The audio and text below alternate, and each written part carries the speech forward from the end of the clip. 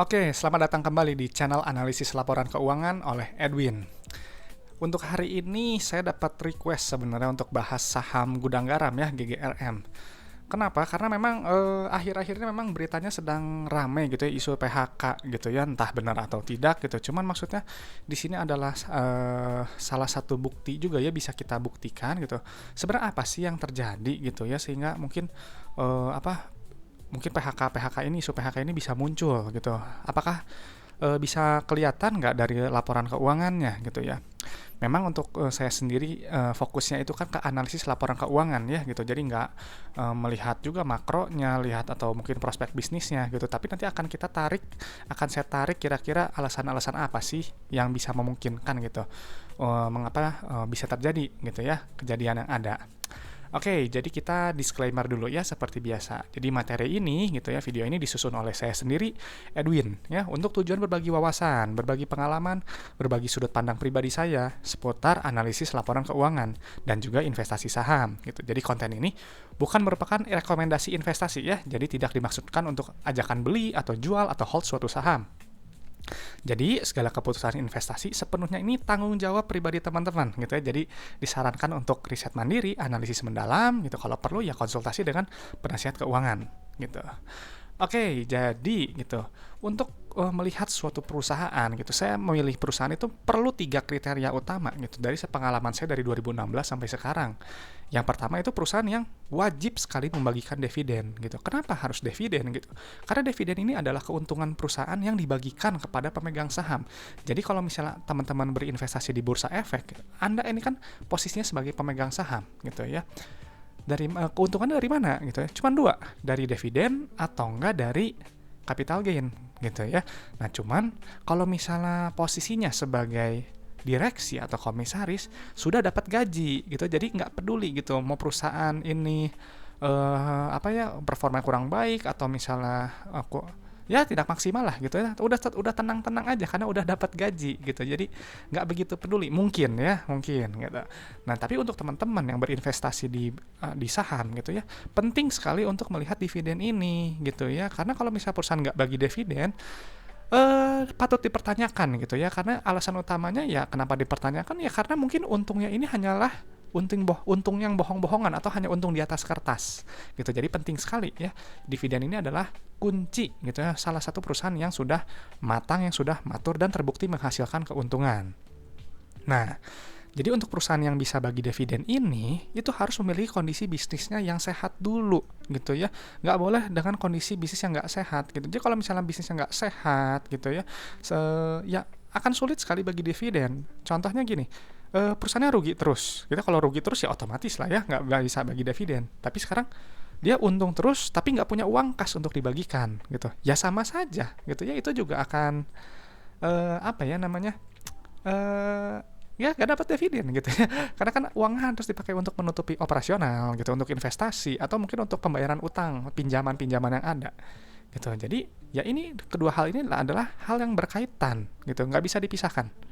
Nah yang pastinya kalau memang teman-teman berinvestasi di bursa efek, harus membeli di bawah nilai wajar gitu ya. Jadi jangan beli pada saat terlalu mahal gitu, atau jangan juga belinya di bawah nilai wajar nih tapi nggak analisis mendalam, malah jadi kena value trap gitu. Jadi teman-teman harus memperhatikan 3 kriteria ini gitu ya. Ini kriteria yang sudah saya rangkum lah dari pengalaman saya gitu. Jadi untuk teman-teman sebelum mulai berinvestasi saham, tolong gunakan akal sehat Anda gitu ya. Jadi jangan ikut-ikutan gitu. Teman-teman harus percaya, harus analisis sendiri dan percaya dengan analisis sendiri gitu. Kalau misalnya memang teman-teman agak sedikit ragu, boleh lihat analisis-analisis ya investor lain gitu ya.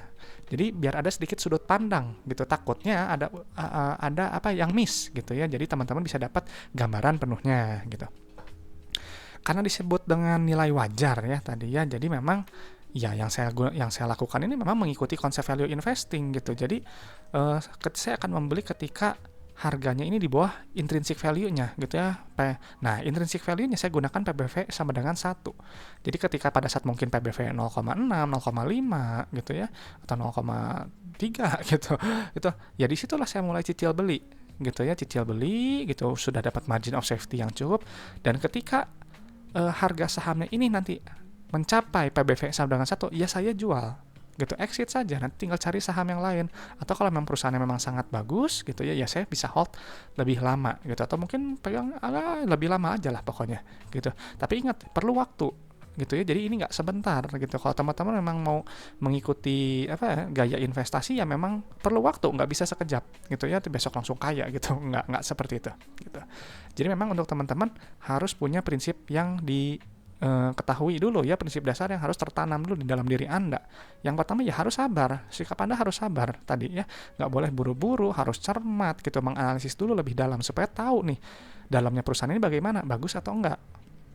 Dan juga teman-teman juga ya ini, fokus pada value-nya gitu ya, menghitung value ini ada banyak gitu. Kalau saya memang pakai PBV gitu, tapi kalau teman-teman misalnya pakainya enterprise value atau misal pakai proyeksi PER, silakan gitu, nggak ada yang salah kok. Yang penting teman-teman ini hitung value-nya dulu sebelum beli perusahaan gitu. Jadi Anda nggak membeli kemahalan gitu. Ini penting sekali gitu ya. Jadi jangan sampai Anda beli kemahalan terus malah Anda bilang investasi saham itu malah bikin rugi. Ya itu salah gitu ya kan.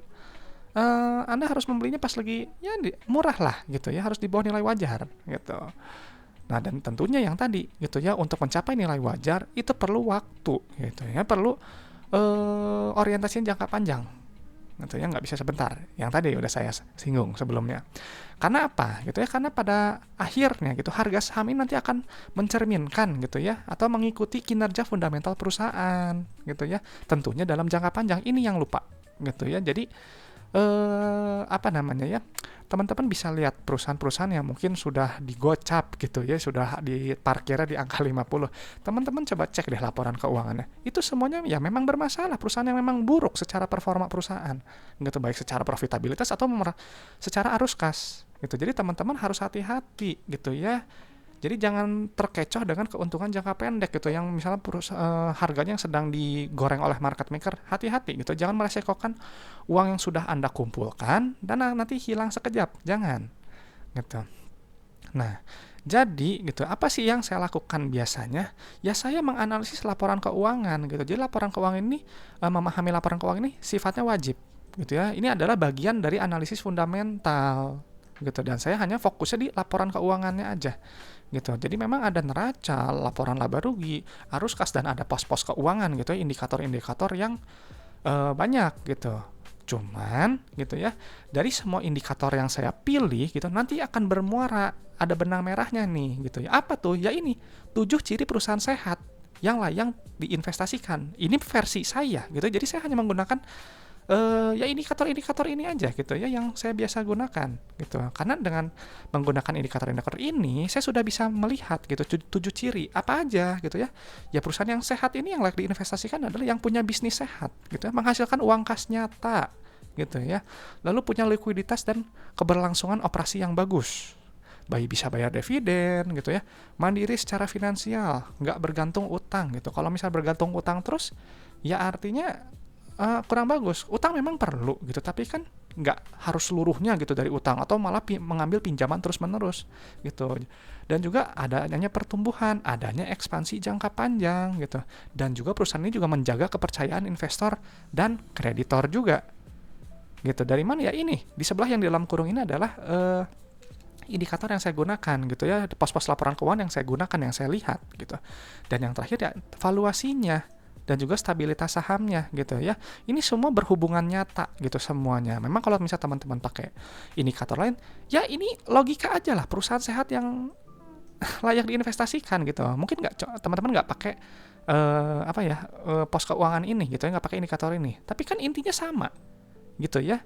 Tentu kalau sifatnya teman-teman ini jangka panjang ya, nggak jangka pendek, atau yang hanya fokus kepada harga yang berubah setiap hari gitu. Nah, tapi tentunya gitu ya, perusahaan tersebut gitu, suatu perusahaan nanti akan saya screening dulu gitu ya. Nanti saya akan screening dulu gitu. Apa aja sih syaratnya yang di screening gitu. Yang pertama, dividend payment historinya gitu ya. Minimal 3 tahun terakhir. Saldo labanya positif, karena ini yang nanti akan mendukung pembayaran dividen. Dan PBV kurang dari 1. Ya, PER-nya kurang dari 15, CFO-nya positif, dan CFI dan CFF-nya wajib negatif gitu.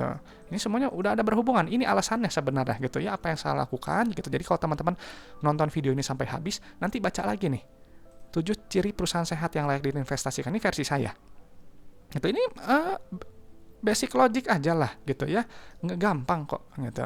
Nah jadi nanti data-data keuangannya ini nanti saya pindahkan ke dalam Excel. Nah ini Excelnya di sebelah kiri ya. Nah teman-teman bisa nggak dapat Excelnya? Bisa gitu ya, teman-teman boleh download aja gitu ya. Jadi template Excel ini ada gitu ya. Download linknya ada di deskripsi video. Passwordnya ALK Edwin. Oke gitu ya. Jadi teman-teman download aja sekarang supaya kita bisa isi apa tadi Excelnya bareng-bareng. Jadi supaya ya ngerti bareng-bareng juga, belajar bareng-bareng gitu. Oke, jadi kita langsung aja ke analisisnya ya. Jadi sebelah kanan ini 2025 Q2 ya, GGRM gitu. Nah, teman-teman sebelum melakukan pemindahan data gitu ya, pastikan dulu nih satuannya ya, jangan lupa. Satuan ini jutaan. Nah, jadi isi unit ini DR ini ya 1 juta. Gitu ya. Ini saya pakai harga berapa? 4 September ya, 4 September ini 8.800 harganya. Nah, tadi kan ada screening ya. Screening yang pertama apa? Ini. Dividen payment history-nya. Nah, ini saya sudah cek gitu ya. Untuk di tahun sebelumnya gitu ya, di tahun 2024 ini nggak ada pembayaran dividen gitu. Jadi hanya 2 gitu ya, yang kemarin sama yang 2 tahun lalu. Tahun lalu nggak ada. Cuman kalau nggak salah tahun lalu ini nggak ada karena uangnya digunakan untuk apa ya waktu itu bandara ya kalau nggak salah ya, nanti teman-teman boleh cross check lagi aja gitu. Jadi ya tadi gitu ya, pada saat ada uang kasnya digunakan untuk sesuatu, nggak ada uang kas lebih yang nggak dapat dividen gitu. Ini salah satu contoh aja gitu. Nah jadi dari screening ini gimana ya, kan saya mencari 3 tahun terakhir gitu ya. Jadi ini kan bolong 1 ya gitu ya, bolos absen sekali nggak dividen ya, berarti ini sudah nggak termasuk kriteria saya. Kalau nggak termasuk kriteria gimana? Ya sahamnya nanti tidak menarik. Close saja langsung laporan keuangannya dan cari saham yang lain. Gitu, sederhana. Jadi nggak habis waktu. Oke, tapi karena ini pembelajaran gitu ya untuk bahas GGRM ya, kita isi semuanya ya. Nah, yang pertama yang harus diisi adalah kas dan setara kas. Nah, ini nih. Pos keuangannya ini ada yang di paling atas di aset lancar gitu. Ya, ini saya suka aja sebenarnya gini. Di gudang garam ini adalah contoh format yang paling mudah dan sederhana. Ini seperti Unilever. Jadi ini jelas nih, kas setara kas, piutang usaha, persediaan, PPN, beban. Ya udah, segini, simple. Formatnya simple. Beda nggak kayak misalnya perusahaan-perusahaan yang misalnya kayak Goto gitu ya.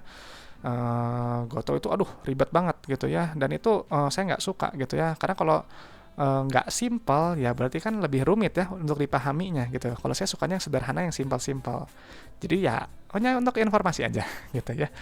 Nah, kasnya ini kita pindahkan langsung ke yang di atas. Kenapa kas ini harus selalu dipindahkan di setiap video-video saya? Karena saya nggak pernah bosan-bosan jelasinnya kalau kas ini adalah uang yang berada di dalam dompet perusahaan gitu. Jadi kalau misalnya Anda ini adalah sebuah perusahaan gitu kan pasti punya dompet nih. Nah, kasnya ini adalah uangnya, uang yang ada di dalam dompet, uang yang ready, siap untuk dipakai apa aja gitu ya. Misal untuk bayar karyawan, bayar supplier gitu, atau terima uang dari customer gitu. Itu uangnya ya ini, kas dan setara kas ini gitu ya. Saya gunakan biasanya analogi yang sederhana aja gitu supaya gampang dimengerti gitu. Nah, ini adalah Anda memiliki kaitan dengan nanti laporan arus kas gitu. Jadi inti dari laporan arus kas ini ya nanti di sini, kas setara kasnya ini gitu. Cuma nanti kita bahas ya. Oke, sekarang langsung loncat ke ekuitasnya gitu. Sebentar mana? Nah, kita langsung loncat ke ekuitasnya ya. Nah, liabilitas saya biasanya langsung skip aja sih. Nggak gitu dicek ya, kecuali kalau memang perlu, kalau lolos screening dulu nih gitu. Kalau nggak lolos ya ngapain. Oke, nah di ekuitas gitu ya yang harus dipindahkan apa? Saldo labanya. Nah, ini nih saldo laba ya. Nah, saldo labanya ini gitu, kita pindahkan langsung. Saldo laba itu apa sih gitu ya? Saldo laba ini adalah jumlah keuntungan yang telah dihasilkan perusahaan sejak perusahaan ini berdiri gitu. Jadi kalau misalnya gudang garam berdirinya tahun berapa ya? Misalnya 1970 gitu ya, teman-teman bisa cek aja lah ke bawah kita misalkan gitu. Dari 1970. Ya dari tahun 1970 sampai laporan keuangan ini terbit di 2025 Q2 setelah menghasilkan total profit gitu ya di luar dividen yang dibagikan gitu ya sebesar berapa nih? 60 triliun. Gitu. Artinya perusahaan yang memang sudah terbukti untung. Gitu ya, terbukti menghasilkan profit ya, makanya kenapa bisa bagi dividen gitu. Ada riwayat dividennya. Tapi kalau perusahaan ini nggak punya saldo laba gitu atau di pos keuangan biasanya namanya defisit atau akumulasi kerugian. Artinya perusahaan itu ya tadi, gunakan saja kalimat yang tadi.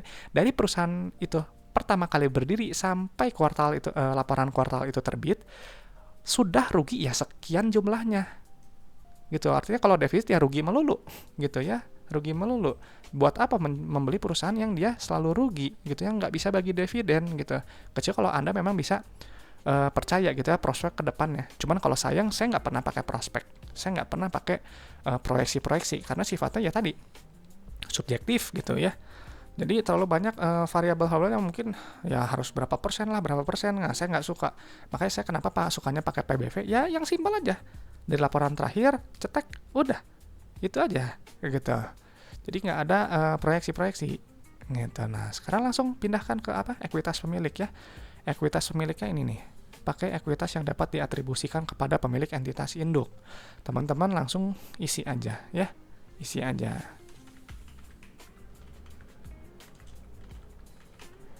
Nah, ini udah keluar angkanya. PBV-nya berapa? Gitu ya. Harga terhadap nilai buku. Gitu ya. PBV-nya berapa nih? 0,3.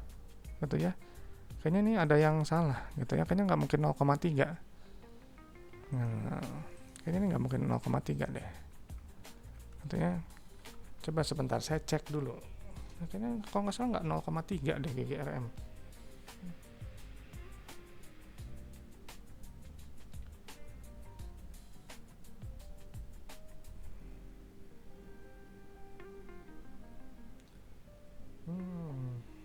Oh, ternyata benar 0,3 ya, saya udah cek gitu. Ternyata nggak salah gitu. Soalnya seingat saya dulu kan apa gudang garam ini memang mahal ya, premium gitu. Ternyata benar 0,3 gitu.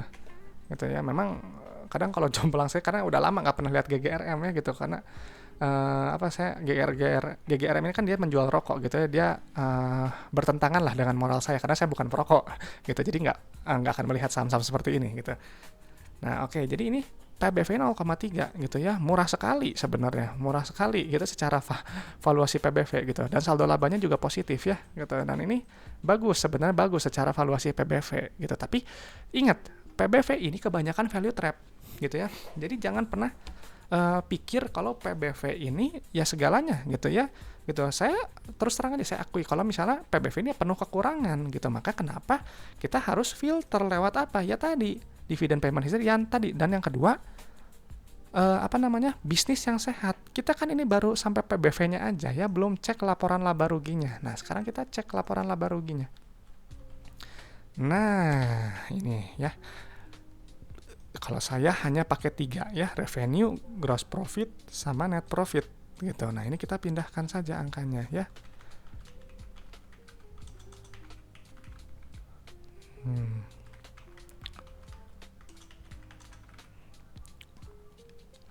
Ini anjlok sekali ya. Ini parah sekali ini.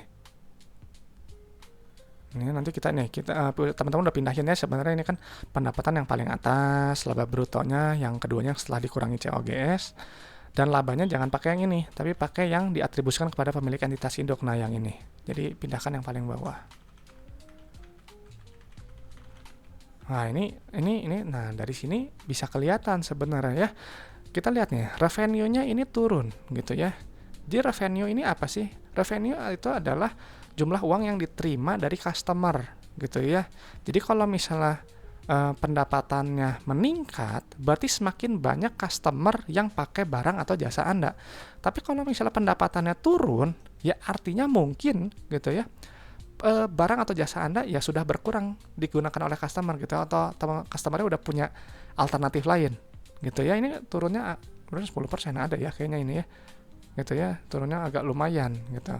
Nah, artinya apa gitu ya, kalau misalnya ini kan kita baru lihat dari satu kuartal gitu, kita harus lihat di yang sebelum-sebelumnya. Kalau memang ada penurunan tren revenue gitu, jadi makin lama makin turun, artinya produknya itu sudah mulai nggak relevan gitu. Orang-orang udah, ya dari customer udah, ngapain saya beli ya barang ini gitu ya, saya mendingan cari barang lain gitu. Jadi perusahaan nggak mendapatkan uang gitu, nggak mendapatkan pendapatan, nggak mendapatkan revenue.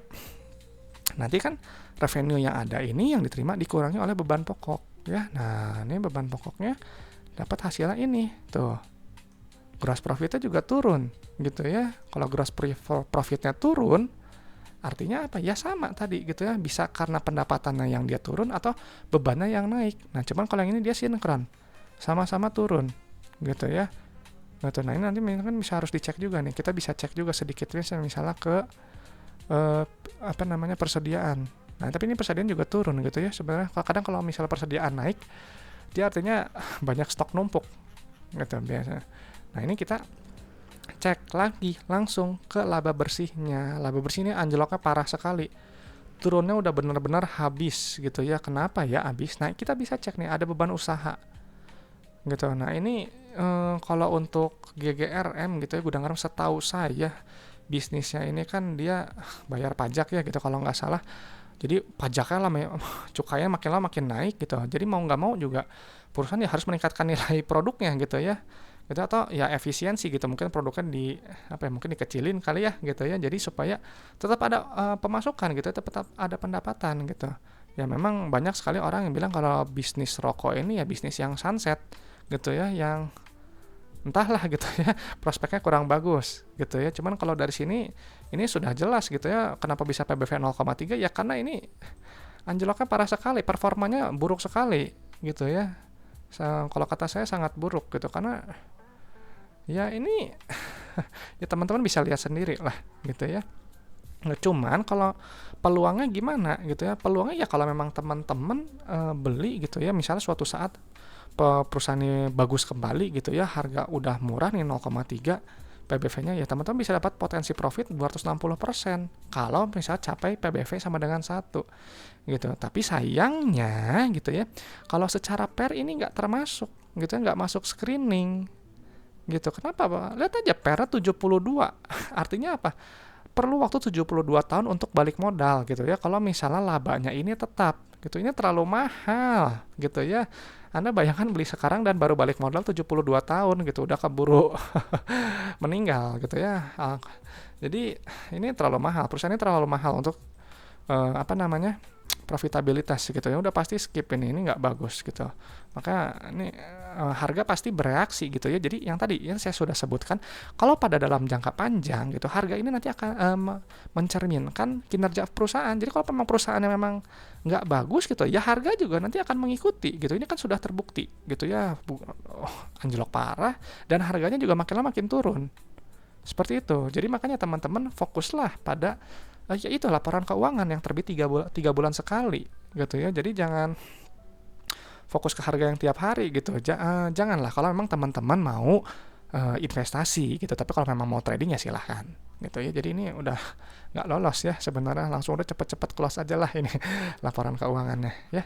Lalu bagaimana nih kita cek secara arus kasnya gitu ya. Jadi kalau tadi secara profitabilitas kan nih ya buruk lah ya, memang masih untung sih tapi kecil sekali. Nah, bagaimana kalau operasinya? Nah, ini operasinya kita pindahkan gitu ya. Ada yang namanya penerimaan kas. Nah, ini laporan arus kas ini adalah validasi dari laporan laba rugi. Gitu ya. Jadi, pendapatan itu kan sifatnya akrual ya, gitu ya. Jadi, diakui dulu tapi uangnya nanti gitu. Jadi, ibarat kayak customer tuh DP gitu ya. Jadi, misalnya kalau teman-teman nih jual barang harganya 44 juta. Gitu ya. Anda tulis pendapatan 44 juta, tapi uang yang diterimanya misalnya customernya baru bayar 20 juta. Nah, nanti 20 jutanya itu masuk ke sini. Gitu. Sisa uang yang diterima mana? Ya itu nanti yang masuk ke piutang yang teman-teman harus tagih gitu ya. Jadi carilah nanti rasio yang receipts-nya ini ya yang tinggi gitu ya, receipts to revenue ratio-nya yang tinggi ya, mendekati 100%. Itu lebih bagus. Minimal ya 90-95%. Gitu. Nah, ini kita pindahkan coba ya angkanya. Nah, ini nih. Tuh lihat. 99% gitu ya, bagus tuh. Jadi teman-teman jual ke customer sekian gitu, diterimanya juga hampir 100%. Bagus ini. Artinya pengelolaan uang kasnya ini bagus gitu ya. Penagihan piutangnya juga bagus gitu. Nah, sekarang kita lihat di operasinya. Nah, uang kas ini sebenarnya ada 3 fungsi gitu ya, fungsi operasi, investasi, dan pendanaan. Kalau operasi itu ya tadi seputar tentang bayar gaji, bayar pemasok, bayar karyawan, bayar beban usaha, dan lain-lain lah yang sejenis gitu ya. Nilainya harus positif seperti ini gitu ya. Nah, ini nih angkanya, kas bersih dari aktivitas operasi. Ini adalah angka kunci untuk laporan keuangan laporan arus kas gitu ya. Jadi memang untuk laporan arus kas ini paling banyak dilupakan oleh analis-analis gitu ya. Jarang sekali yang mau bahas arus kas gitu ya. Padahal ini salah satu yang paling penting sebenarnya, sama pentingnya lah dengan laba rugi gitu. Jadi kalau diberitakan misalnya laba ruginya aja ya, laba pendapatan naik gitu ya, atau laba bersih anjlok turun gitu. Nah, padahal bisa divalidasi di laporan arus kas. Nah, memang untuk secara operasional gitu ya, arus kas dari GGRM ini dia bagus. Kalau kata saya bagus gitu ya. Jadi uang kas yang diterima nih dari customer udah bayar ini itu, masih ada uang kasnya dari sisa hasil kegiatan operasional ya, ini jumlahnya. Dan uangnya ini, lebihnya ini digunakan untuk ini, ekspansi tuh, perolehan aset tetap atau belanja modal atau capital expenditure istilahnya. Bayar lagi untuk ini ekspansi. Nah, untuk yang investasi ya seputar tadi tentang ekspansi. Nilainya yang bagus itu harusnya negatif. Seperti ini bagus. Gitu ya, kan kalau misalnya negatif kan kita ekspansi nih. Jadi kan kalau perusahaan ekspansi itu kan untuk dapat profit lebih besar di masa mendatang gitu. Jadi ya itu nilai bagusnya harus negatif. Dan untuk pendanaan gitu ya, uang ini ya sekedar untuk ini berkaitan dengan pinjaman tuh. Penerimaan pinjaman nilainya plus. Kalau pembayaran pinjaman ya bayarnya sifatnya nilainya negatif. Yang bagus yang mana? Yang negatif. Karena kalau negatif bayar utang. Gitu. Jadi carilah yang negatif untuk financingnya gitu ya. Jadi kalau misalnya gampangnya tuh gini, yang tadi ya operasi wajib positif karena operasional bagus menghasilkan uang kas. Investasi harus negatif ya karena perusahaan melakukan ekspansi usaha gitu. Dan kalau pendanaan harus negatif karena perusahaan ini membayar pinjaman lebih besar daripada ambil pinjamannya gitu. Ini kan bagus tuh, melunasi hutang, melunasi pinjaman. Nah, jadi interpretasinya gimana nih untuk yang arus kas? Nah, ini bagus polanya ya. Plus min gitu tuh udah oke semua nih. Tapi memang uang kasnya ini ya dia habis untuk investasi. Untuk ini kebanyakan di pendanaannya gitu ya. Jadi mungkin ada pembayaran yang jatuh tempo gitu. Jadi dia bayar gitu dan juga merogoh uang dari dompet yang tadi. Nah, ini adalah nanti akan mengurangi nilai yang ini, kas tara kas. Gitu kan, nanti kan ini ada tuh, lihat nih, ada kas awal, ada kas akhir. Nah, gitu. Jadi memang kasnya ini ya kalau bisa yang bagusnya gitu, kenaikan kas bersihnya itu ya harus positif. Gitu ya. Harus positif kan artinya uang bertambah terus. Gitu ya. Kalau uangnya bertambah di dompet bertambah terus kan artinya semakin bagus gitu ya. Gitu tentunya ya memang untuk uang di kas dan setara kas ya memang nggak harus banyak banget gitu, yang penting harus optimal, harus sufisien, harus cukup bisa buat bayar operasional gitu atau ekspansi gitu ya, tapi juga jangan kelebihan. Kalau kelebihan ya uang nganggur gitu ya, tidak memanfaatkan uang kas dengan baik gitu. Nah, jadi gimana untuk GGRM gitu ya? Ya GGRM sebenarnya ini dari awal udah nggak bagus ya, saya udah nggak suka karena tadi absen dividennya sekali gitu. Dan juga ya memang untuk saldo laba dan PBV ini masih bagus ya, murah sekali ini ya, 0,3 dan potensi profitnya 260%. Modal 1 miliar masuk GGRM bisa jadi 2,6 miliar kalau PBV sampai dengan 1. Tapi kapan? Nggak tahu gitu ya, apalagi kalau melihat dari kinerja usahanya ini ya masih mahal sekali ya gitu ya, secara PER 72 kali gitu, laba bersih juga turun gitu. Ini mungkin takutnya di berikutnya rugi gitu ya, saya nggak tahu gitu ya. Tapi untuk arus kas, nah arus kas ini masih bagus gitu ya, masih lumayan gitu, perusahaan memiliki manajemen kasnya dengan baik gitu. So jadi GGRM menarik atau enggak? Kalau buat saya sih nggak menarik. Tapi kalau buat teman-teman gimana gitu ya, nanti boleh teman-teman analisis lebih dalam gitu. Jadi untuk pembahasan GGRM ya sampai sini gitu ya, sudah cukup jelas sebenarnya gitu. Nah, jadi teman-teman gitu ya, kalau misalnya ada request saham yang mau dibahas gitu ya, atau memang ada hal-hal yang ingin ditanyakan gitu, ingin bahas tentang investasi saham, apapun topiknya, boleh komen aja gitu ya, komen aja, nanti saya akan berikan tanggapan gitu, nanti kita bahas bareng-bareng gitu. Oke teman-teman, untuk analisis gudang garam sampai sini gitu ya, semoga bermanfaat gitu ya. Oke, sampai ketemu di video berikutnya.